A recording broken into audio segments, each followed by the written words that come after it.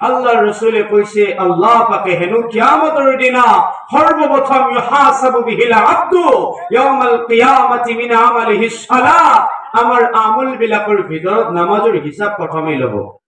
নামাজৰ হিসাব প্ৰথমে লব পৰ্দাৰ আৰু আমাৰ মা ভনীসকল আছে যেতিয়া এতিয়াতো প্ৰায় ব্যৱস্থা কমি গৈছে ভাত ইত্যাদি বনাওতে কুকাৰ ব্যৱহাৰ কৰা হয় হিটাৰ ব্যৱহাৰ কৰা হয় এতিয়াও বহুতৰ ঘৰত থাকিব পাৰে চৌকাৰ ব্যৱস্থা আছে না আপোনালোকৰ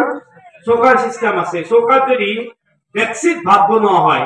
মা ভনী যেতিয়া ডেক্সিত ভাত বনায় তেতিয়া ভাতৰ যেতিয়া ভক ভক কৰি পাগ উঠে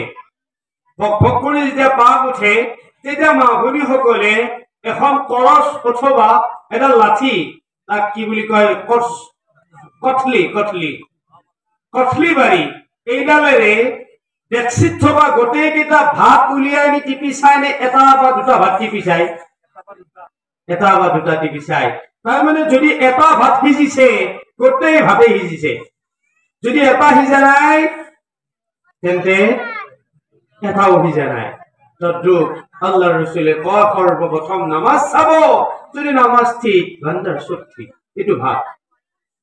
এটো ভাতৰ নিচিনা যদি নামাজ ঠিক নাই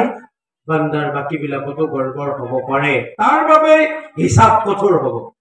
তাৰ বাবে কঠিনতা বৃদ্ধি পাব